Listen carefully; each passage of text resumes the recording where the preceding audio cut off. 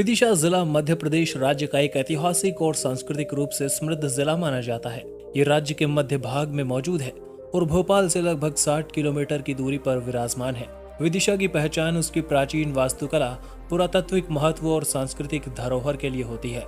विदिशा जिला बेतवा नदी के किनारे पर बसा हुआ है, जो इसे कृषि और जल संसाधनों के लिए काफी महत्वपूर्ण जगह बनाता है। जिले में कई प्रकार के भौगोलिक क्षेत्र हैं, जिसमें मैदानी इलाकों से लेकर कुछ ऊंचे नीचे हिस्से शामिल हैं। इस जिले के इतिहास की बात की जाए तो विदिशा का प्राचीन इतिहास भारत की महान सभ्यता की झलक देता है।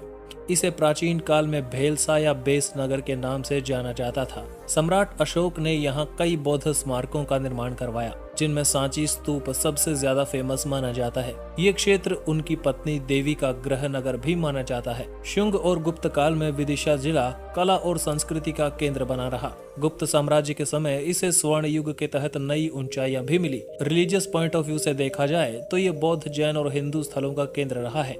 उदयगिरी गुफाएं और हेलियोडोरस पोल जैसे स्मारक इसके प्राचीन वैभव की कहानी कहते हैं। विदिशा जिले का ग्रीक माइथोलॉजी से भी गहरा संबंध माना जाता है। 2nd सेंचुरी बीसी में ग्रीक राजदूत हेलियोडोरस ने यहाँ विष्णु स्तंभ का निर्माण कराया, जो इसकी सांस्कृतिक विविधता को दर्शाता है।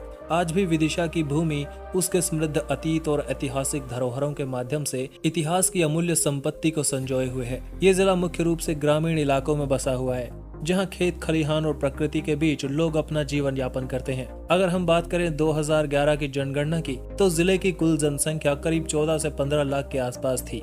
इस जनसंख्या का एक बड़ा हिस्सा गांव में रहता है, जहां का जीवन काफी सरल है, लेकिन अब शहरों की ओर भी लोगों का रुझान बढ़ रहा है। दूसरी ओर विदिशा की जनसंख्या में पुरुषों की संख्या महिलाओं से थोड़ी सी ज्यादा है, लेकिन ये अंतर ज्यादा बड़ा नहीं है। यहाँ के लोग अपनी सांस्कृतिक धरोहर को संजोए हुए हैं और गाँव में शिक्षा और जीवन शैली का एक अलग ही तरीका है। हालांकि शिक्षा की दर में सुधार की जरूरत यहाँ महसूस की जाती है, खासकर महिलाओं में। धर्म की अगर बात की जाए तो हिंदू धर्म के लोग यहाँ सबसे ज्यादा हैं, लेकिन मुस्लिम, जैन और अन्य धर्मों के लोग भी विदिशा की धरती पर अपनी पहचान बनाए हुए हैं। ये धार्मिक मिश्रण इस इलाके की सामाजिक संरचना को और भी खास बनाता है। भाषा की बात की जाए तो हिंदी यहाँ की प्रमुख भाषा मानी जाती है, लेकिन आम बोलचाल में यहाँ बुंदेली भाषा सबसे प्रमुख मानी जाती है। ये बोली जिले की संस्कृति और लोगों की पहचान का एक अहम हिस्सा बन चुकी है। कुल मिलाकर विदिशा जिले की जनसंख्या एक जीवंत कहानी है, जिसमें अलग अलग धर्म, भाषाएं और संस्कृतियां आपस में जुड़ी हुई हैं। यहाँ के लोग अपनी परंपराओं के प्रति समर्पित हैं, साथ ही साथ आधुनिकता की ओर भी कदम बढ़ा रहे हैं। विदिशा की अर्थव्यवस्था मुख्य रूप से कृषि पर आधारित है। जिले की उपजाऊ भूमि और जलवायु कृषि के लिए अनुकूल मानी जाती है। कृषि के अलावा जिले में कुछ छोटे उद्योग भी मौजूद हैं, जो स्थानीय लोगों को रोजगार प्रदान करते हैं। इसके साथ ही यहाँ के व्यापार में भी सुधार हो रहा है, क्योंकि ये जगह कई प्रमुख व्यापारिक मार्गों से जुड़ी हुई है।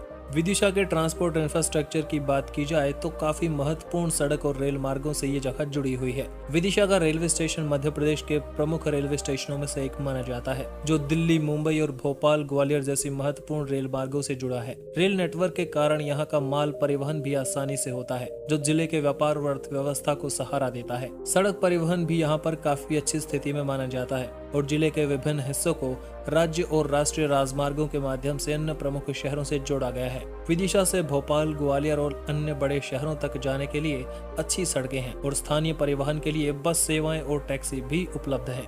इस प्रकार विदिशा का ट्रांसपोर्ट और इंफ्रास्ट्रक्चर धीरे धीरे सुधार की ओर बढ़ रहा है, जो इस जिले की समृद्धि में योगदान दे रहा है।